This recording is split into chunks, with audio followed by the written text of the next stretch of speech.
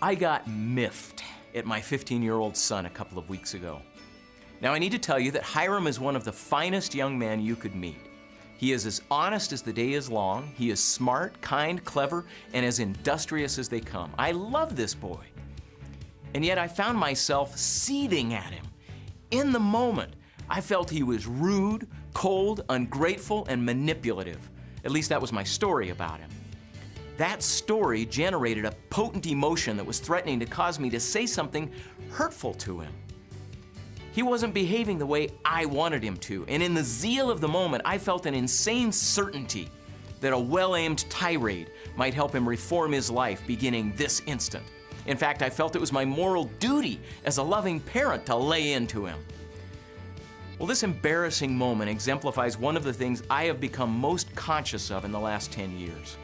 I've become more and more aware of, first, how true emotions can feel during crucial moments, and second, how false they really are.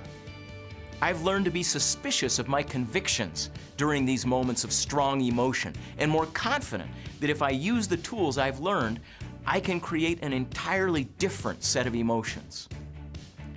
The second thing I've learned over and over again is how much these emotions can corrupt my view of those closest to me. When I'm in the grip of victim, villain, and helpless stories, when my motives degenerate and I'm driven by a desperate need to be right, I don't see others as they really are. Even my precious son can look like a monster.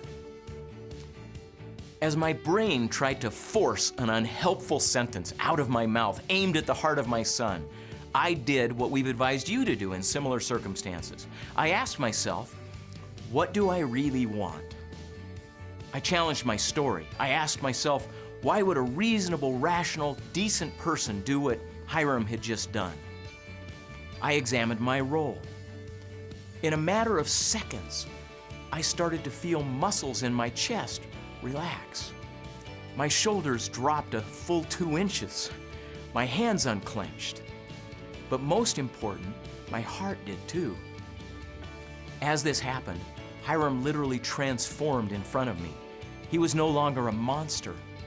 He was a vulnerable, beautiful, precious boy.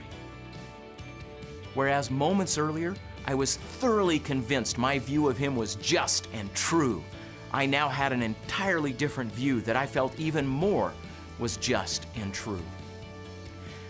Our emotions are incredibly plastic. In crucial moments, they are almost always wrong.